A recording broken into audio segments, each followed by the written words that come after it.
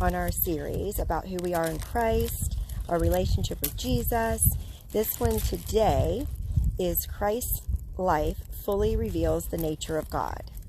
So, as you know, in Genesis, it talks about we're made in God's image, and then Jesus came as an example of us. Not just for us, but of us, so we can live the way Jesus did on earth.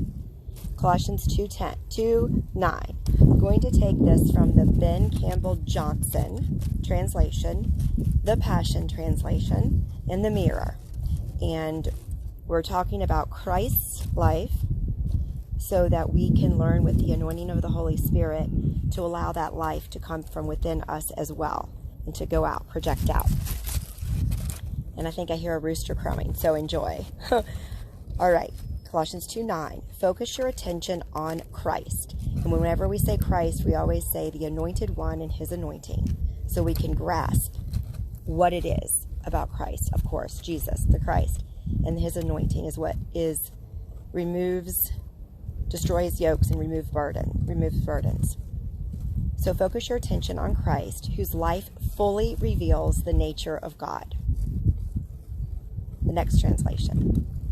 For he, the anointed one, is the complete fullness of deity living in human form. We're talking about this so that we focus on realizing that it's not about what we do in the natural or about who we are. It's about who's in us and whose we are. And then the last translation, this is going to be a short one today.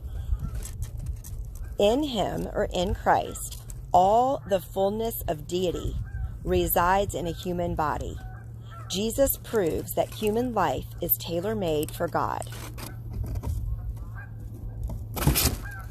Hey, sweetie. Jesus exhibits what the Father, Son, and Holy Spirit is like in human form. So let me read that again, because I was thinking about another topic about the fullness of deity. So in Christ, all the fullness of the deity resides in a human body. Jesus proves that human life is tailor-made for God. So what this means is that we can live just like Jesus did. It's not us. It's Jesus Christ living in and through us, for us, and to us. And when we allow this revelation to become big in us, then we grow and we soar and we allow life to be done through Jesus. And then it's a lot easier. Okay, Merry Christmas. I know this is silly to say because it'll be listened to forever, and even if it's not Christmas time, but I'm going to say Merry Christmas because we love Jesus and we are so thankful for his birth and we celebrate his birth. Okay, I love you all. Okay, bye.